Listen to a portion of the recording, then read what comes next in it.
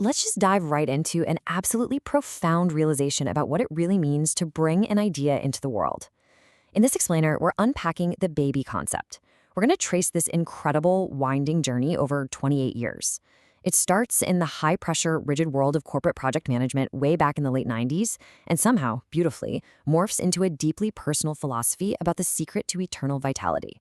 Basically, what it means to truly stay alive. So, let me ask you, have you ever poured your absolute soul into a project, a task, or maybe just a wild idea until it literally felt like it was alive? We've all felt that spark, right? That rush of creating something out of thin air. It's this universal human experience. But as our source material points out, it's also the root of some massive, messy misunderstandings in the workplace. And that brings us to the first core concept. Section 1. The birth of a managerial baby, the 1998 perspective. Now here is how the source material actually defines this whole phenomenon. The baby is the act of creating something from absolutely nothing. For the person who genuinely endures what the author calls the birth pangs of development, the end result isn't just a spreadsheet. It's not just another product line. It becomes a living, breathing entity. It's a huge source of personal pride. And here's the crazy part.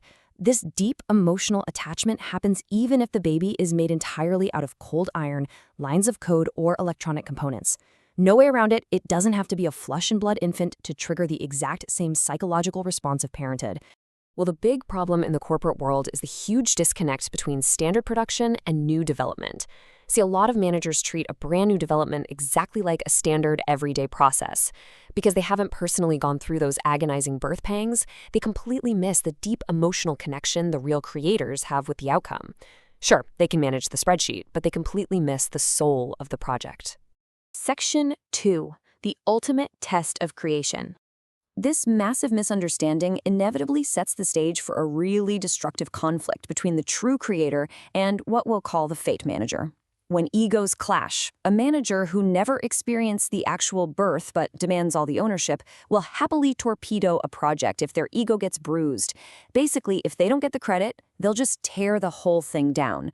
But the true creator, the person who spent sleepless nights building it, they'll sacrifice everything. They'll even give up their own credit and recognition just to protect their baby from being harmed or twisted into something unrecognizable. This dynamic brilliantly echoes a story you're probably familiar with. The source text directly compares this corporate mess to the biblical judgment of Solomon. Remember that one? The true mother was willing to walk away from her baby entirely, just to ensure it survived. Meanwhile, the fake mother, completely driven by ego and just wanting to win, was perfectly fine with the king cutting the baby in half so nobody got it. It's wild, but this ancient wisdom is literally playing out right inside the modern office. The fake manager is exactly like the fake mother, totally ready to cut the project in half just to protect their own pride.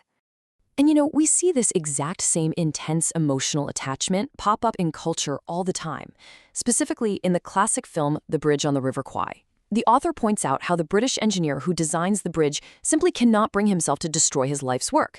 Think about it, it doesn't even matter that the bridge officially belongs to the enemy. His emotional bonds to his creation, to his baby, just trumps everything else.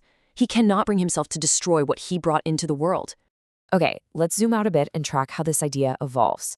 We've laid out the 1998 perspective, right? Analyzing the workplace, figuring out why managers and creators are constantly clashing. But the author didn't just stop there.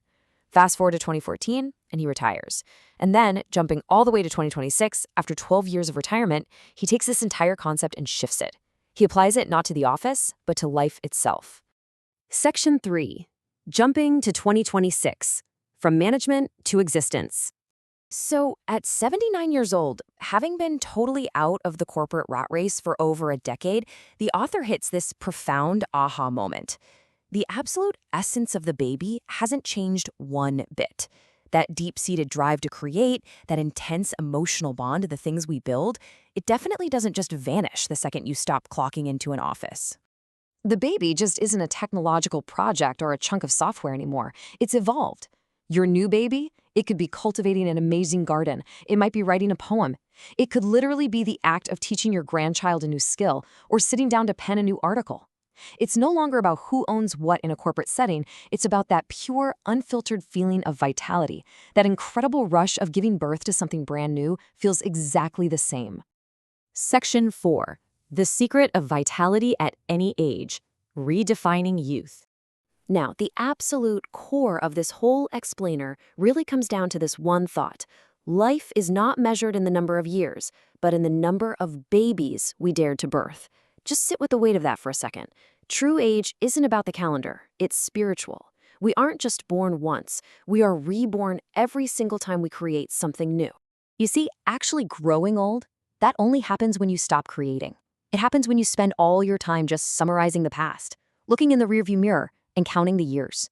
But remaining vital, as long as you keep that capacity to be thrilled by making something new, you're experiencing fresh spiritual births. You are, for all intents and purposes, flat out refusing to age. You're not aging, you're ripening. And honestly, there's this beautiful, almost meta layer to the entire concept. The source text points out that the very fact this 79-year-old author sat down to write his reflections is living proof of the concept itself.